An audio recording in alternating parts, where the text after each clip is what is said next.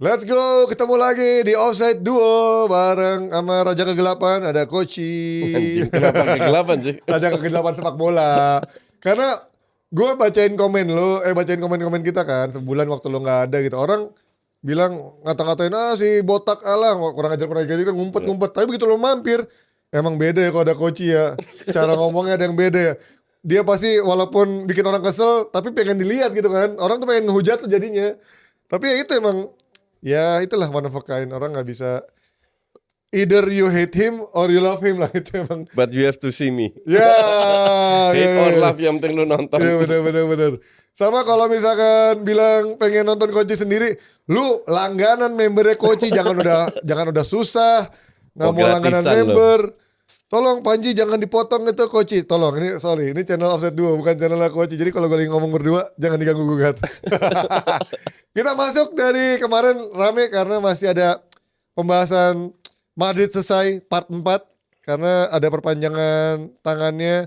Kemarin dibilang pembahasannya terlalu baik sama Madridnya katanya, dengan segala macam sebelum bumbu-bumbu sebelum pertandingannya, ada Perez yang di Madrid TV menekan wasit, sampai kemarin keputusan kontroversial wasit, sampai sekarang ke kabar terbaru dari Madrid sendiri, Ancelotti sudah lampu hijau ke Brazil dan juga Madridnya sendiri sudah mendapatkan Xabi Alonso. Gimana Coach, lu melihat masa depannya Madrid? Tapi sebelum masa depannya lu ngeliat kemarin sebenarnya apa emang iya menurut lu ada indikasi Madrid itu diuntungkan, atau memang ya inilah karena sepak bola sekarang makin ada bias dengan aturan subjektivitas wasit, yaitu yang kayak kita kemarin pada proximity lah. Gue sih nggak ngelihat ini diuntungkan. Madrid nggak diuntungkan, Barca pun nggak diuntungkan. Jadi kalau seandainya ada masa diuntungkan itu lebih ke insidental. Jadi bukan dengan ada purpose, ada kesengajaan. Sih enggak. Itulah kenapa Madrid juga protes kan. Iya. Tapi sekali lagi itu terjadi di seluruh dunia. Iya. I mean, kesubjektifan itulah tujuan sepak bola, harus ada human errornya, itu harus ada. Nah, kadang lu dirugikan, kadang diuntungkan. Tapi momentum ini dimanfaatkan oleh Perez, seolah-olah Madrid yang selalu dirugikan. Padahal nggak benar juga. Madrid sering banget juga diuntungkan. Ya. Dirugikan juga ada, itu harus gua akui. Tapi bukan berarti dengan sengaja. Cuman ini kan hebatnya Perez ya. Perez ini kan orang yang punya power, punya nama segala. Jadi ya dia manfaatkan. Jadi gue lihat tergantung reaksi kita. Kalau gue bilang biasa aja. Dalam arti itu hak Perez untuk melakukan, dia nggak perlu dianggap serius kalau gue. Ya paling kalau Madrid diuntungkan mungkin gue percaya zaman dulu tuh zamannya kediktatorannya Franco itu kan gue percaya itu gitu. diuntungkan. Itu jelas diuntungkan karena emang tim pemerintah gitu kan. Sama kayak di sebuah negara juga waktu itu ada tim yang berbasiskan aparat, itu juga mungkin sedikit diuntungkan, ya itu wajar gitu karena di Eropa Timur itu banyak loh. Ada banyak tim aparat. Ya. Dulu zaman Rusia di Eropa Timur banyak tim aparat juga punya tim. Iya. Dan ya itu kan, itulah indahnya sepak bola, bahwa hal kayak gitu terjadi. Tapi at the end of the day adalah ya lu kalah kelas. Kalau lu 4 kali beruntun kalah dalam satu musim, itu nggak ada keberuntungan lagi. Lu emang kalah, emang layak kalah. Iya. Dan dan gue nggak heran karena ya kembali lagi ke pelatih ini, dia harusnya 3 tahun lalu dipecat. Cuman ini pelajaran buat Madrid, buat Perez terutama, bahwa lu nggak bisa harus beli pemain bintang terus. Yang lu butuhkan adalah pelatih hebat, penting. Itu ditunjukkan sama Hansi Flick dengan pemain pas-pasan, pemain muda, nggak ada duit, banyak utang, bla bla bla. Daftar pemain aja tiap transfer window ribut dulu. Tapi mereka bisa perform. Ya kan? Nah, inilah pentingnya sosok pelatih. Dan gue udah bilang pada saat gosipnya Ancelotti, gue bilang Xabi Alonso ini ke Madrid, dan ya wajar, setuju. Ini harusnya ya Madrid lebih ngeri lagi mainnya. Karena kualitas mereka punya. Pertanyaan kedua kan adalah, apakah pemain-pemain ini bisa adaptasi dengan Xabi Alonso? Apakah Xabi Alonso main 3-4-3? Hah, kok 3-3? Oh iya oke. Sementara Madrid nggak pernah main 3 back. Iya. Iya kan? Iya. Atau yang ketiga pertanyaan, apakah Xabi Alonso bisa meredam para ego? Ego Jadi besar. mereka bisa bermain untuk tim dengan strategi yang jelas. Iya. Dan siapa yang dibawa sama Xabi Alonso? Karena Madrid nggak kekurangan duit. Oke. Tapi sebelum masuk ke Xabi Alonso kan sebenarnya kalau dilihat dari generalnya kan sebenarnya Ancelotti nggak bilang gagal dong coach. Kalau lo bilang miskin Enggak, taktik, kalau enggak kan dari opsi gue bilang miskin taktik itu kan setuju gaya gua. bermainnya, Setuju. bukan trofinya. Setuju. Kalau dari trofinya dia sudah terbukti. Iya. Main jelek main apa dia menghasilkan trofi. Jadi Iya. trofi ini kan penting buat fansnya, Sama klub juga penting dong. sama klubnya. Ya kan, buat datengin duit Sementara juga. yang nonton bola kan mayoritas non fans sebuah klub. Kalau Madrid sama Barca main, lu pikir yang nonton cuman fans Madrid sama fans Itu mah Barca udah kan global, enggak? itu Iya kan? global. Ya. Nah, gue kalau nonton Madrid, sana nggak lawan Barca lah, lawan PSG atau siapa, dan gue udah puluhan, ratusan, mungkin ribuan kali nonton Madrid, ini nggak menarik sama sekali. Masa sih? Sebagai fans netral nggak menarik. Di bawah Ancelotti ya. Oh. Di bawah Ancelotti Tapi kan nggak banyak gol coach, maksudnya banyak gol gitu ya. Gue nggak lihat hanya gol, my friend. Oke. Gue lihat build up-nya, tactical-nya, Yeah. positioning-nya, decision making. Itu untuk gue nggak menarik. Lahirlah istilah ini pelatih miskin taktik. Bukan berarti lu nggak bisa dapat trofi, bisa-bisa aja orang pemainnya Jago. berkualitas semua lah. Tapi bisa juga enggak dong kalau dia nggak bisa. Bisa juga ya kan? enggak, bisa, dan musim ini terbukti. Ya. Tapi kan musim lalu juara 2. Iya betul. Iya. Tapi kan musim lalu Barca kayak apa tahu sendiri. Ya anjir giran gitu curang aja gilannya. Ntar giran yang Atletico Madrid Bukan. juara ya. Barca di bawah Xavi itu ancur-ancuran. Bahkan sempat juara juga kan. Iya. Nah itu ancurnya Madrid. Iya. Karena lu harus lihat sikon Barca seperti apa. Nggak seleluasa Madrid. Madrid bisa datengin Bellingham, bisa datengin Mbappe. Barca datengin siapa? Ya karena manajemen yang pintar juga sih sebenarnya kan. Karena ada duit juga. Ya, Dan iya, nggak kena sanksi. Tapi itu menurut gua karena ada faktor itu. Kejeniusan Perez di era Zidane sih menurut gua. Kalau lu ingat Zidane tuh bener-bener hampir nggak belanja loh di era Zidane tuh yang dia juara 3 kali Liga Champions. Karena udah bintang semua yang Bintang udah jadi. semua udah jadi. Udah jadi, tinggal Dan lu harus dimanfaatin. mengelola. Kalau lu bilang Ancelotti mungkin man manajemennya bagus, oke gue bisa terima. Tapi kalau dibilang kenapa tahun lalu juara La Liga dan lain, ya tahun lalu emang Barca hancur-hancuran. Tapi kan di Liga Champions juga juara. Maksudnya bukan cuma tahun lalu iya. Ya kan bukan cuma di Liga doang kan dia jagonya. Tapi Liga Champions masih sukses lah gitu. Jadi menurut gua kalau bilang dari tahun lalu dipecat sih menurut gua ya enggak juga. Cuman kalau dari sisi permainan untuk jangka panjang iya. Untuk dari sudut pandang fans netral ya, bukan dari sudut fans atau klub. Dari sudut pandang fans netral, ini pelatih nggak menarik sama sekali. Soalnya kalau gue melihat ya kayak kemarin gue sebagai fans netral, gue bukan Madrid atau Barca, nonton kemarin tuh gue seru gitu. Ya seru kan. Seru saling menyering, menyerang dan mereka itu cuman unggul di ya mungkin 15-20 menit pertama sampai 2-0 lah. Habis itu tenggelam. Dan itu every match El Clasico kayak begitu. Seru iya kayak gitu, cepet pace-nya lah. Iya, dan sering tenggelam. Murni mengandalkan kualitas bukan tactical. Jadi lo harus bisa memisahkan. Iya. Tapi kan lagi-lagi kan tadi lu bilang fans netral, penonton netral. Nggak semua penonton netral tuh ngerti kayak lu secara taktikal. Oh iya, ya kan? betul. Itu kan. Makanya itulah tugas gue untuk mengajari, untuk Ya menginfluence. itu maksud gue, karena kalau ngomongin global, gue yakin pasti fans netral nggak akan memperhatikan sedetail itu bagaimana transisinya dia build up, bagaimana dia passing-passing pendek lebih cepat, cari golnya, lebih cari golnya, saling menyerang, sama intensitasnya panas apa enggak itu fine, kan. gue bisa terima. Tapi ini kan tujuan gue untuk mengedukasi. Kan? Iya, gue kalau soal miskin taktik gue masih bisa menerima lah Ancelotti. Tapi kalau dibilang dia gagal di Madrid sih nggak sama sekali sih, karena ya maka dari itu gagal itu dari sudut pandang apa? Kalau dari trofi nggak gagal, gue setuju. Kalau dari sisi trofi dia nggak gagal. Dan duit juga nggak gagal. Tapi apakah klub sebesar itu layak bermain seperti ini? Gue itu selalu kritik kalau kita ke IPL yang kita sering siaran. Klub 6 besar itu nggak cukup untuk menang doang. Iya. Itu harus mengentertain. Nah Madrid untuk gue itu mungkin fansnya nggak peduli entertain, yang penting menang. Iya. Tapi sekali lagi fans yang non Real Madrid yang pengen nonton Madrid itu nggak entertain sama sekali.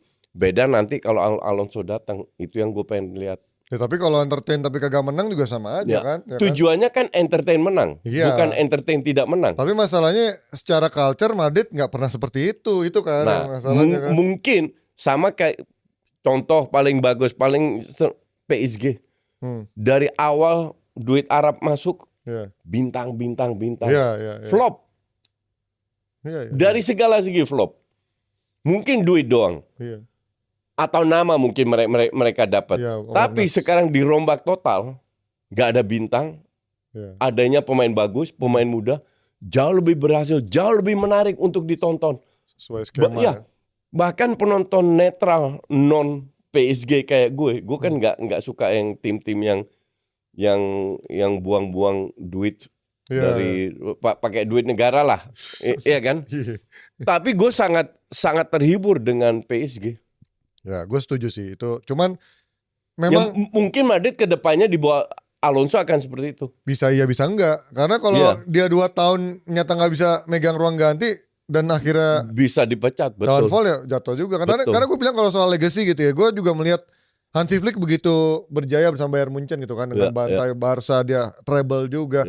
Tapi after that kan Bayernnya juga nggak sebagus itu juga kan, coach. Artinya legasinya ternyata nggak segampang itu diteruskan oleh pelatih yang mungkin nggak sejalan sama visinya dia kan. Itulah. Dan juga mungkin perubahan internal di itulah Munchen, tugas kan? klub untuk memilih pelatih yang benar. Nah klubnya aja kadang-kadang ganti internal. Kayak Arsenal kan sekarang ganti ke Berta gantiin gitu kan. bukan Berta aja. Bayern tuh ganti dari Oliver Kahn. Si Fahid siapa itu diganti juga. Dia ke Spurs kan. Udah gila lagi loh. Jadi dari Arsenal ke Spurs sebagai pengurus. Nah inilah indahnya sepak bola, di mana pada saat ada pergantian, entah itu manajemen, entah itu pelatih, entah pemain, bisa ada perubahan.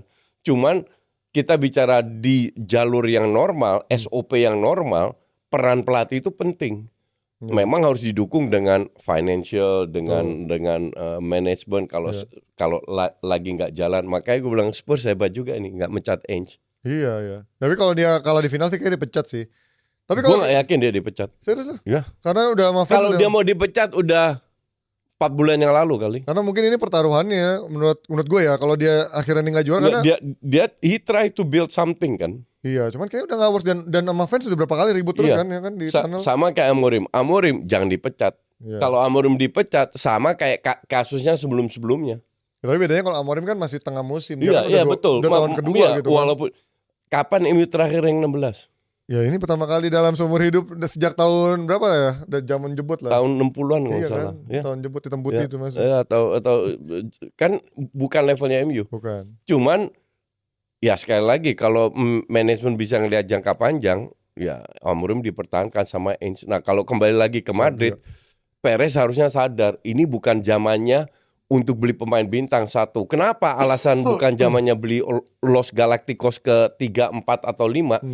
Karena memang stok pemain bintang sekarang nyaris nggak ada. Iya. Talent-talentnya berkurang ya. Iya. Maksudnya kalau dulu kan kita tahu kita ke Italia, wah bintang semua. Iya. Brazil bintang semua, Spanyol bintang semua. Sekarang tuh kayak nggak ada tersebar satu-satu gitu ya. Lu kalau lihat timnas Brasil dah. Iya sekarang menyedihkan. Timnas Brasil dibanding timnas Brasil 15 tahun yang lalu. Itu satu tim nggak ada yang bisa main itu. Iya. Di bench mungkin nggak. Iya. Paling kiper lah. Kiper doang masih oke lah. Oke, kiper doang. Pemainnya kan parah banget. Iya kan? Iya. Jadi memang Perez harus ngikutin jejaknya PSG untuk nggak beli pemain bintang. Salah satu karena stok pemain bintang udah jauh berkurang. Iya, setuju. Lu mau ambil pemain bintang siapa lagi? Itulah feeling gue ya. Feeling gue. Kenapa gue berani ngomong gini? Dia ambil Xabi Alonso. Ya karena memang secara ini kan dia juga legend. Secara teknik juga, di samping itu secara teknik 2 tahun dia sudah membuktikan. Memang Leverkusen nggak juara. Tapi lu bisa di rank 2 tahun beruntun. Di mana sebelumnya Leverkusen masih ya bukan terasa papan tengah ke atas lah, ya kan? Dia bisa merubah itu semua. Itu yang feeling gue diharapkan sama Perez bahwa ada identitas Real Madrid yang baru di bawah pelatih baru, bukan kayak di bawah Ancelotti atau Zidane dan lain-lain. Tapi menurut lu dia terlalu cepat nggak sih ke Madrid? Enggak. Karena lo tau kan Madrid kan menjadi neraka lah buat orang-orang yang gagal di sana gitu kan. Somehow you have to try. Dia udah 2 tahun rank 1 dan rank 2 itu untuk gue prestasi yang luar biasa. Lu harus berani ambil step ini next. Beda kalau lu sebagai pemain, lu main di Ajax atau PSV mendadak ke Madrid. Ya. Dan lu gagal di situ, ya kan? Ya. Tapi kalau lu sudah punya, lu dari Ajax, PSV, lu main di Man United 2 tahun lu main bagus baru ke Madrid, nah itu oke. Ya. Nah ini sama pelatih juga. Jangan pelatih dari nol langsung ke Madrid. Nggak semua bisa kayak Pep. Ya Zidane bisa juga sih. Zidane oke, tapi sangat sedikit lah. Ya. Cuman dia sudah mencoba 2 tahun di Leverkusen, klub papan tengah lah di sana kan. Berhasil, sangat berhasil. Sekarang pindah ke Madrid. Gue rasa ini timing yang tepat untuk dia. Tapi kayak gaya mainnya, nah ini kan lagi-lagi. Nah ini masih big question mark. Ya kan filosofi ini yang akhirnya kan Madrid belum pernah menggunakan pelatih yang punya filosofi yang jelas dan juga pakem seperti ini gitu kan. Apalagi secara formasi nggak pernah ngeliat Madrid dengan pakai 3 back, mungkin pernah nggak ya, gue juga hampir atau kalau pernah jarang banget ya, lah. Kalaupun ya itu jarang banget lah. Iya. Ya menurut lo ketika secara sistem nyata berubah banget, kayak misalkan Amorim di MU kan banyak akhirnya sekarang udah mulai ngeluh nih. Kayaknya nggak cocok nih dengan sistem kayak gini. Fans udah mulai kebagi 2 juga sebenarnya kan. Kayaknya lu terlalu memaksakan. Katanya pelatih yang bagus adalah pelatih yang bisa memaksimalkan pemainnya gitu kan. Nah, menurut lo Madrid punya nggak kesabaran itu? Karena kalau nih gue sebagai intermezzo, kemarin Carlos Pavon, siapa yang main mudanya Madrid yang dia main to main sama Chesney nggak gol itu kan dibully kan gara-gara nggak ngegolin. Padahal menurut gue anjir lu baru main muda masuk langsung bikin peluang aja udah bagus, nggak ngegolin tapi dibully. Nah kalau inget zaman Ronaldo, Bale, sampai juga di press con dia bilang gue udah ngasih La Decima, gue udah ngasih La Liga, tapi tetap aja ketika kita nggak perform bisa dibully sama penonton Madrid gitu. Nah apakah menurut lo sekarang bisa gini gitu? bisa diterima atau tidak? Kalau menurut gue itu ada 2 hal. Satu dari permainan. Kalau lu kalah tapi main lu bagus, ada prospek. Beda dengan kalah main jelek. Di situ akan dihantam. Maksudnya kayak Arteta di Arsenal gitu kan. Kayak Arteta makanya masih selamat lah buat klubnya kan. Betul. Nah, akan kesana juga. Iya. Tahun ke depan, tahun pertama mungkin nggak juara, mereka bisa merombak kan. Cari pemain siapa yang cocok, siapa yang cocok. Tapi feeling gue yang diutamakan ini ya squad yang ada sekarang setengahnya. Squad tactical. Lihat siapa yang bisa adaptasi, siapa yang nggak. Kayak Ruben di MU. Yang nggak bisa adaptasi dibuang tahun depan. Cuman ruang geraknya Amorim kan sangat terbatas. Bahkan nggak ada kali ya. Mungkin nggak ada. Kalau Ancelotti kan lebih luas ruang geraknya. Xabi sekarang. Xabi Alonso Alonso kan jauh lebih luas ruang geraknya. Karena isu-isu terbarunya kan katanya dia yang benar-benar krusial mencari back, tapi kayaknya sekarang belum ada nih yang benar-benar santer kecuali yang si Dean Huijsen-nya. Gak ada yang. Sekarang back world class juga jarang. Dean Huijsen itu 11-12 sama Leny Yoro. Cungkringnya minta ampun. Ngerti gak? Iya. Cuman sekarang bener kualitas sepak bola sekarang itu, kalau lu inget 3-4 tahun lalu gue bilang, Ji, ini masalah timnas. Semua timnas itu menurun kualitasnya. Euro kemarin kan lu bilang. Semua timnas kualitas menurun sehingga ya bisa saling mengalahkan. Nah lu lihatlah kalau soal striker lah. Dulu zamannya si siapa namanya Barca dengan Ronaldo lah di Madrid. Ada Benzema, Ronaldo, Bale. Barca punya David Villa. Bahkan ada Henry pernah di sana. Pokoknya banyak striker top lah, Pedro dan sekarang yang top itu ya Šeško, Gyökeres, Vlahovic kan najis men. Itu padahal belum masuk top juga. Iya. Yang benar-benar bagus kan hampir pensiun. Benzema, Kane. Sekarang Haaland, Mbappe lah ya, striker yang Vini gitu ya. Benzema, Kane, Lewandowski itu kan hampir selesai karirnya. Ya lu cuman ngandelin yang sekarang top ya Haaland, Mbappe, Vini. Vini tahun ini juga jelek banget main. Iya kan? Siapa lagi? Susah sih memang. Osimhen, apalagi nomor 9. Vlahovic aja udah termasuk top gitu. Iya, Vlahovic aja bego di Juve sekarang kan. Padahal Vlahovic 15 tahun yang lalu cadangan loh. Iya. Højlund aja bisa jadi starter. Højlund pemain kayak apa itu, ngerti nggak? Bisa 70 juta gitu loh. Begitu sedikit stok pemain bagus sekarang. Sehingga pemain yang lagi muncul kayak Lamine Yamal langsung bagus dilulukan. Ya, karena emang benar-benar talent sih. Jarang sekarang emang talentnya lagi nggak ngerti juga gue kenapa. Iya. nggak ngerti gue kalau tiba-tiba Lamine Yamal bisa stand out gitu aja umur 16 tahun 17 tahun Udah juara Piala 17 Eropa tahun plus 1 hari udah juara Iya. Piala Eropa. dan udah sebagus itu sementara Iya, banyak dan pemain yang konsisten. ya itu yang susah kan biasanya pemain Iya. muda menjulang konsisten itu yang susah.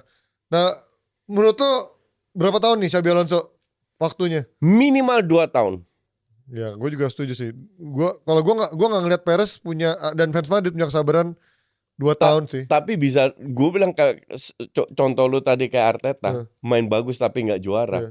Gue rasa fansnya bisa terima. Tapi kan bedanya emang Arsenal sudah pernah ada di bawah. Betul. Wenger seperti itu Cuman gitu kan. mereka juga harus sadar fansnya. Ini masalah komunikasi dari klub ke fansnya seperti apa. Bahwa sekarang kita mau merubah. Kita nggak beli pemain bintang-bintang lagi karena memang nggak ada. Iya. Dan sekarang pemain kita udah banyak yang bintang. Nah ini masalah approach. Bagaimana Xabi bisa merangkul pemain-pemainnya. Pasti mungkin ada 1-2 yang bentrok, yang dicadangin, yang ngambek, yang pengen keluar, itu pasti terjadi. But that's okay. Setelah 1-2 tahun kalau Xabi berhasil disapu bersih. Tapi menurut lu Perez masih akan lebih kuat daripada Xabi nggak untuk menentukan transfernya? Ya iyalah. Karena kan kalau lo lihat tahun ini, gue yakin banget dia kemarin marah tuh gara-gara. Gue bilang dia tetap powerful, cuman yang feeling gue dia akan berubah kayak PSG. Kayak Nasrnya PSG. Karena gue melihat justru dengan dia tahun ini gagal total, menurut gue dia akan naik pitam dan akan mencoba belanja lebih banyak lagi sih kayaknya di musim ini. Tergantung Xabi mau atau enggak.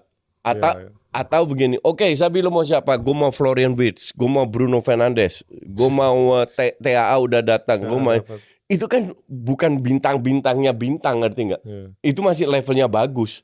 Ya udah bintang lah, cuman belum yang udah world class lah, udah bintang lah. Bruno Fernandes masih bagus lah, nggak level bintang lah. Woi, bintangnya, aduh. Bintang rank 16. Di Premier League tuh nomor 10 dia paling coach yang paling GA-nya paling sama tinggi Kevin lah. De Bruyne, cuman Ya musim kan? ini enggak lah, sama Odegaard lah. Tapi secara GA tinggi lah dia. Iya, memang. Ya kan, gol assist-nya tinggi. Odegaard bahkan musim ini baru nyetak berapa? 4 Ya musim gol, ini 3 jelek gol kan. ya. Jelek banget ya secara. Enggak, tapi Bruno sering juga main jelek. Mungkin karena teman-temannya juga. Iya dan emang ngegendong banget lah kalau dia walaupun akhirnya mainnya jelek juga. Nah ini yang gue juga jadi penasaran nih, apakah memang Perez pada akhirnya bisa bersabar membangun filosofi bersama Xabi Alonso atau justru karena gue yakin karena kemarin dia ngamuk-ngamuk di Real Madrid TV itu karena dia nggak nyangka tiba-tiba Barca bisa overtake semuanya gitu di La Liga yang tadinya dia udah sempat peringkat 1, Copa del Rey dikalahin, Piala Super dikalahin, di sampai Champions League kalah sama Arsenal. Itu menurut gue akhirnya membuat dia sangat naik pitam dan gue nggak yakin dia akan bersabar duduk santai di musim depan. Gue sebagai fans Barca ini subjektif. Gue akan happy kalau dia tetap beli pemain bintang-bintang lagi.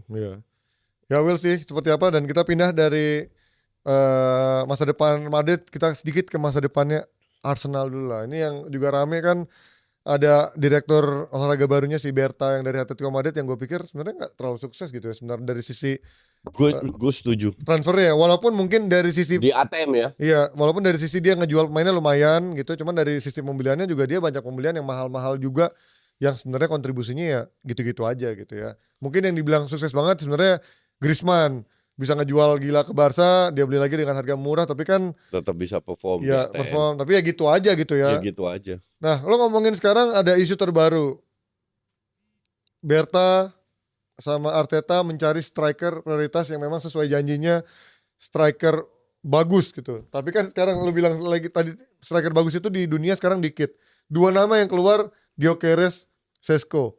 Bahkan katanya kebagi 2 nih, ada yang Gyökeres, ada yang Šeško. Lo di antara 2 pilihan. Nggak gini, tergantung perbandingan ya. Kalau lu bandingin dengan striker Arsenal sekarang, Moreno. Ya Merino anjing. Sebutnya Moreno. Lebih gampang. Udah asal banget gue nyari siapa nih anjing. Gue gak tahu lah main Arsenal anjing. Gue sebutnya Moreno biar lebih gampang. Udah asal banget ya Merino. Moreno, Havertz, Gapsus. Trossard. Ya masih mending Trossard. Ya masih mending mending Šeško atau Gyökeres, I don't care. Tapi kalau lu tanya gue pribadi, gue mau siapa? Gue maunya Osimhen. Dan gue tahu Osimhen gak akan datang. Karena Arteta gak bisa handle pemain bintang. Iya. Ujung-ujungnya mediocre semua. Tapi ya better lah, ada striker daripada nggak sama sekali. Oh ya betul. Nah, maka dari itu gue bilang perbandingannya apa? Ya. Tapi kan sekali lagi strikernya terbatas coach, itu kan yang masalahnya. Ya ada Vlahovic, ada Osimhen. Karena Vlahovic juga unproven menurut gue ya.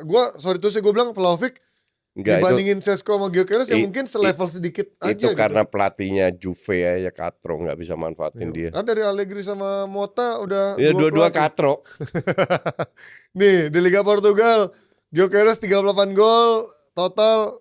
Liga Liga Portugal. for your info, Liga Portugal masih di bawah Eredivisie. Ya. Kalau Šeško berapa sih golnya? Kemarin kan dia sempat viral tuh yang gol dari hampir setengah lapangan kan, yang pakai efek anjing cuma 13 gol. 5 di Bundesliga cuma dicetak 13 Maka gol. dari itu. Turam aja waktu sebelum pindah ke Inter kalau nggak salah 15 gol tuh.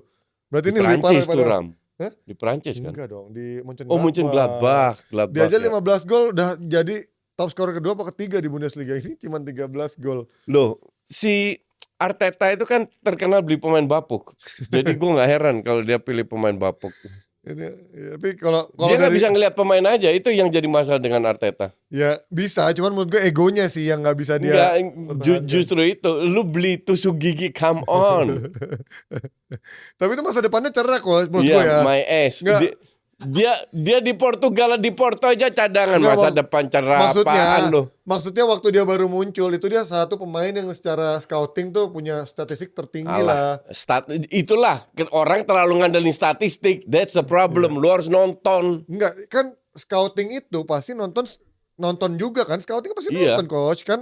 Kalau nonton yang Terus fastball. kenapa Arsenal beli bapuk, banyak banget pemain bapuk, bukan Ya. 1-2? Nah itu kan faktor humanis yang kita nggak pernah tahu. Sama aja kayak kita nggak pernah tahu pemain yang tadinya bagus di klub ini pindah ke klub sana nggak jadi jago kan juga. Arsenal nggak ada beli yang bagus terus pindah ke jadi jelek. Itu MU. Anjing. Siapa lagi itu lo? Dari Arsenal pindah. Arsenal enggak. Emang bapuk. Di klub sebelumnya juga bapuk. Iya sih kebanyakan pindah dari Arsenal juga biasa-biasa aja. Kecuali kalau lu mahal kayak Rice, itu juga terlalu mahal gue bilang. Tapi ya sukses lah. Rice menurut gua pemain Ya sukses oke lah. 80 juta. Timber masih oke, 40 juta. Šeško ini kalau nggak salah harganya 60. Iya dia enggak, iya dia 60. Kalau si Gyökeres itu hampir 90 juta pounds, sekitar 100 juta lah klausulnya. Cuman katanya Sporting mau ngelepas kalau 60-70. Šeško ini 21 tahun, Gyökeres 26. Iya. Oh, Gyökeres 26 ya? Iya. Oh iya, gue Lu kalau 26 masih main di Portugal, gue mending ambil Šeško. Gimana ya? Oke, berarti lu percaya Šeško nih, walaupun secara jumlah golnya. Ya karena masih 21 tahun kan.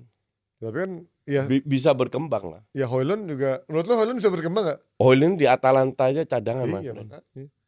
Yang goblok yang beli dia 70 juta. Woodward, Ten Hag, siapa lo yang tolol-tolol di MU zaman itu ya. Iya.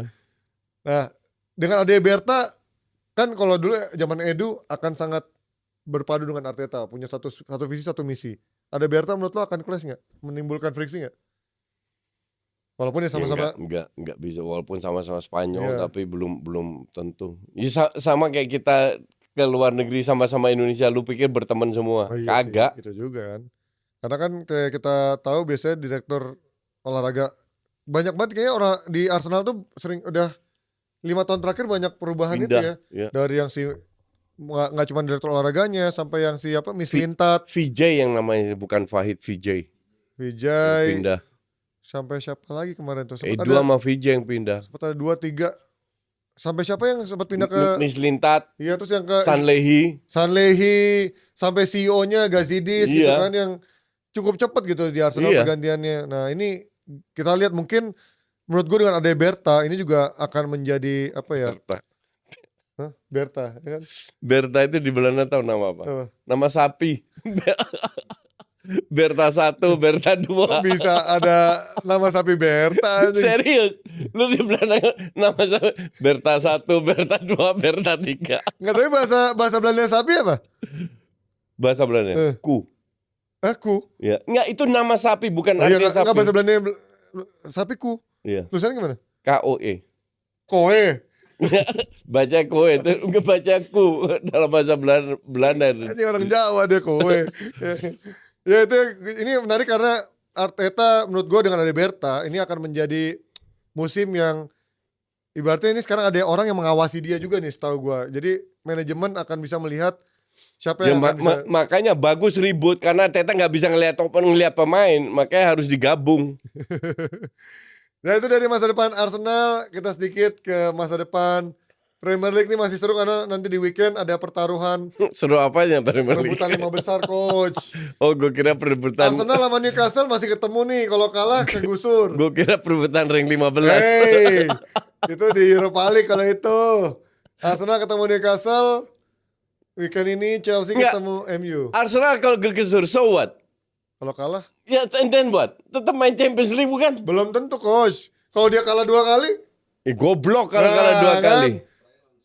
kalau Chelsea Udah dong. Enggak. Iya. kalau Chelsea menang 2 kali tuh 69 poinnya. Iya. Wah, seru ini. Seru sih kalau dia sampai Enggak lah.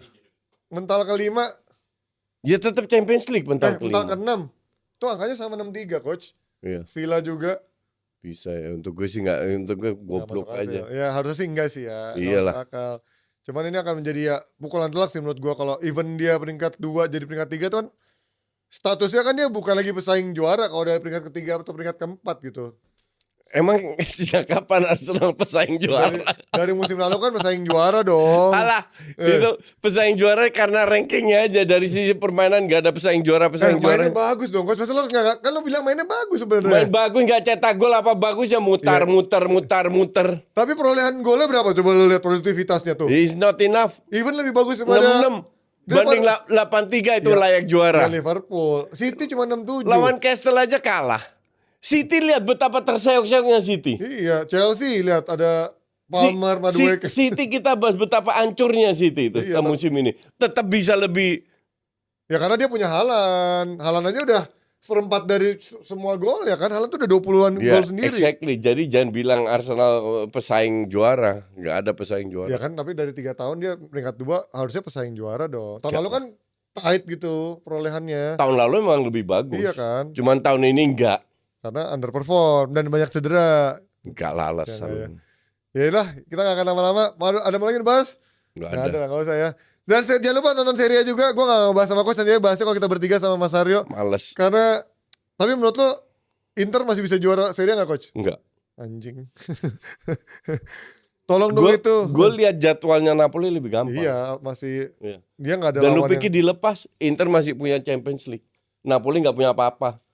Nggak dilepas sama Napoli. Tapi kemarin ke Jegal loh. Betul, tapi mereka juga satu kejegal mereka masih unggul. Iya, 1. Iya, sekarang nggak akan dilepas. Tolol kalau Arsenal. Parma peringkat berapa sekarang? Ini Conte loh, paling bawah.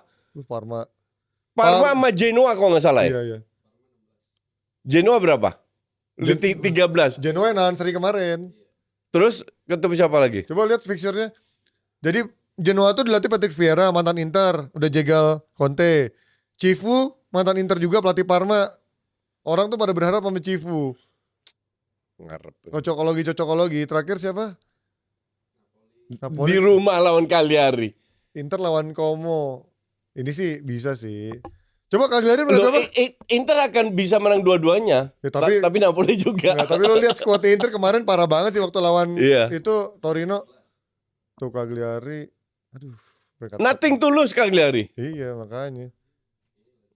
Lazio sih yang paling berat sih. Oh, Nah. Lazio. Lazio masih bisa ikut Champions League. Nih ya di Europa League juga dia udah mental. Iya di Europa League udah mental Iya. dia. Abis-abisan. Roma mau ngebalap ya. Jadi lu masih bilang Inter juara. Realistis saja Napoli juara. Ya kuncinya minggu ini sih. Menurut gua kuncinya minggu ini. Iya. Kalau Inter bisa menang lawan Lazio dan Napoli seri aja. Udah menurut gua Inter bisa juara. bisa juara. Tapi feeling gue dua-dua sapu bersih itu Napoli. Iya. Tapi kalau misalkan minggu ini dua-dua yang menang, menurut gue susah sih memang karena ya di pekan terakhir main di kandang Napoli kayaknya Lawan Cagliari. lawan Cagliari yang peringkat 14. Kalau perlu disuap itu Cagliari. Anjing. Oke, itu dia dari bahasan kita pada minggu kali ini. Nanti kita akan minggu depan pasti udah mulai mempreview tanggal 22 tuh MU kan? Ya, tanggal 22 kita akan mempreview final akbar Europa League anjay lawan Spurs sama itu perebutan tiket Eropa. Lu review MU sama suruh Aryo siaran ya. Anjing. sama ayam sayur ya. Iya. Kita ketemu lagi Males di banget. depan. Sampai ketemu semuanya. Bye bye. Bye.